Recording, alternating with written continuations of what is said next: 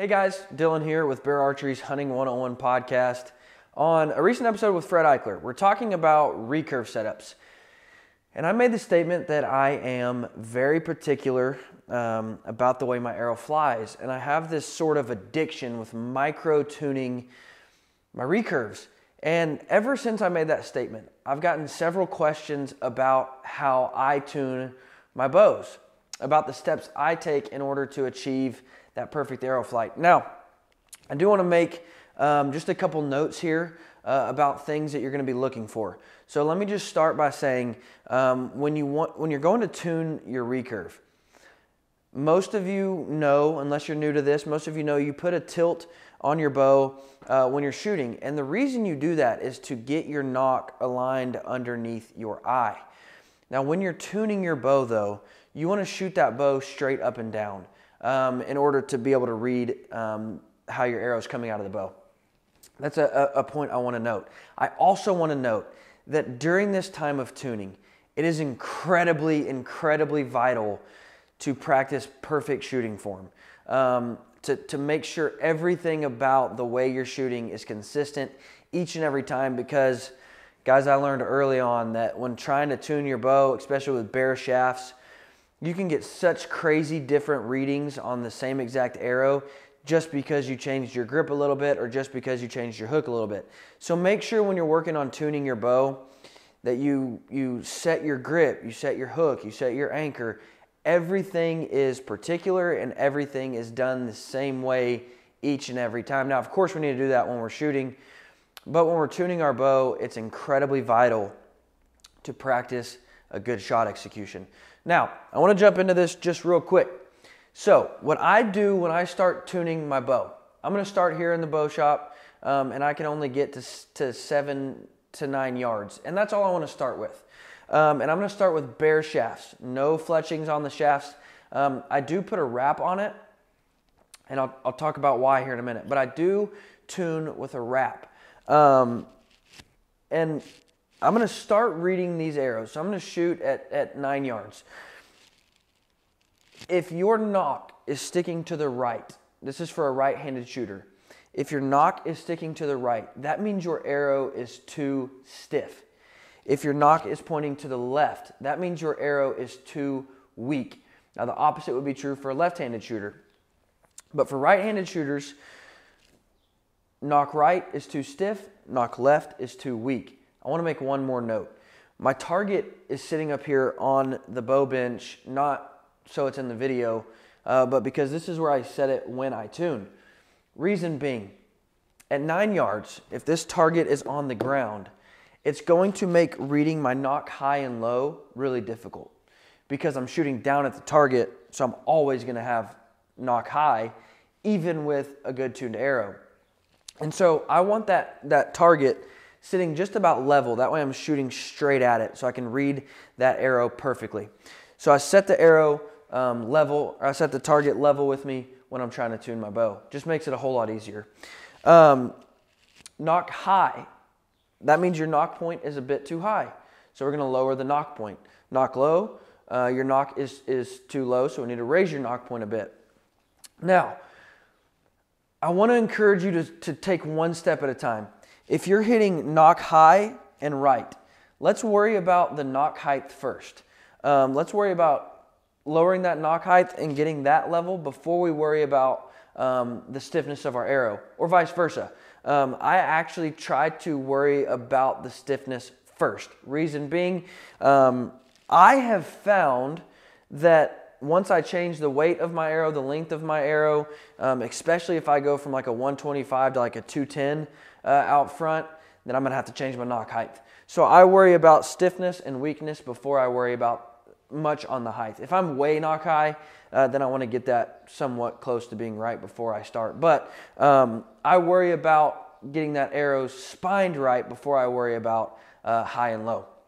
Now, ways to stiffen your arrow. So if you're getting nock left, ways to stiffen that arrow. You can start by cutting your arrow. Now, very small cuts. You want to start cutting an 1/8 inch at a time, shoot it again, an 1/8 inch, shoot it again, until you get that arrow where you want it.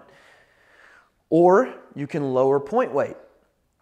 If your arrow is too weak, you can lower the point weight. So if you're shooting 200, try dropping to a 175 or a 150. Again, changing slowly. You don't want to go from a 200 to a 100 and make a big, massive jump. You're going to frustrate yourself that way.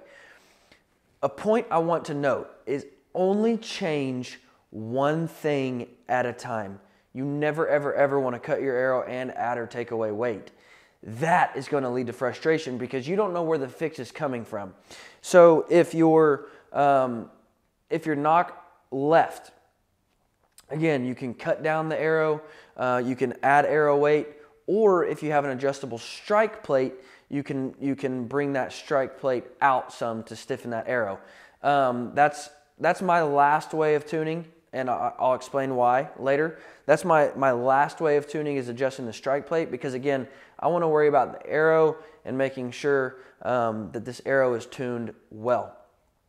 If you're nock right, meaning your arrow is too stiff, you can increase arrow length or you can add weight to weaken that arrow. Now I want to make one note really quickly. The reason I start with wraps is because when we add weight to the back of our arrow, it will stiffen the spine. So I want to have as much weight that I'm going to have on the back of the arrow when I'm tuning. Now we'll make note of this one thing. When I tune my arrow bare shafts, I want them to be just a touch weak, knowing that when I add the vanes, it'll straighten that arrow out and make it perfect. So what I do is I tune that arrow until I get just a bit nock weak. Then I'm going to go outside. I'm going to walk back to about 20 yards and I'm going to start group tuning. So if I've cut this arrow down a ½ inch and I'm shooting 125s, then I'm going to cut all my shafts down to a ½ inch and put on 125s. I'm going to shoot 3 fletched arrows and 3 bare shaft arrows. Now, what I'm looking for here, I'm going to aim at the same spot every time. So what happens is, if you're hitting just a bit to the left of your fletched shafts, then you're still just a bit stiff. And if you're hitting to the right of your fletched arrows, then you're still just a bit weak. So I'm going to go back and I'm going to, continue making those adjustments. So if I was a bit weak, I'm going to cut another 1/8 inch off and shoot some more until my bare shafts are hitting perfectly with my fletched shafts. Now I know that these arrows are perfectly tuned. Those are the steps I take. There are several ways to tune bows, but that's the way that I take, and I don't rush this at all. If it takes me a week, it takes me a week. If it takes me a day, it takes me a day. There are times I have spent a week just wanting to perfectly tune that bow before I start shooting it, just to shoot it. For whatever reason, maybe I'm continually getting nock left and I can't figure out why, or I just can't get that arrow to tune perfectly.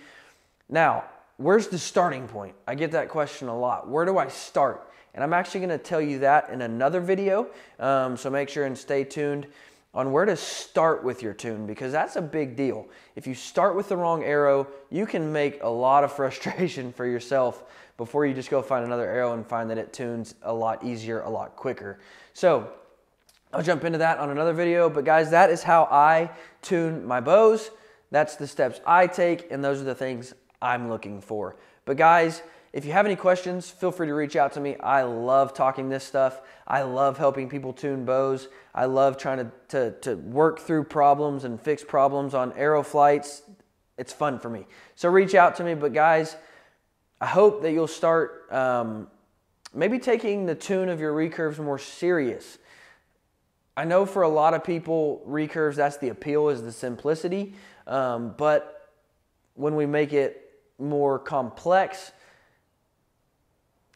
we can make it more simple by making it more complex. And what I mean by that is by taking the time to complicate things and by taking time to really tune that bow, then it makes the shooting simpler because we're going to shoot a lot better.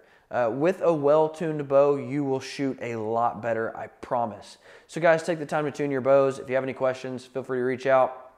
I would love to help you. But guys, thanks for watching. Have a great week.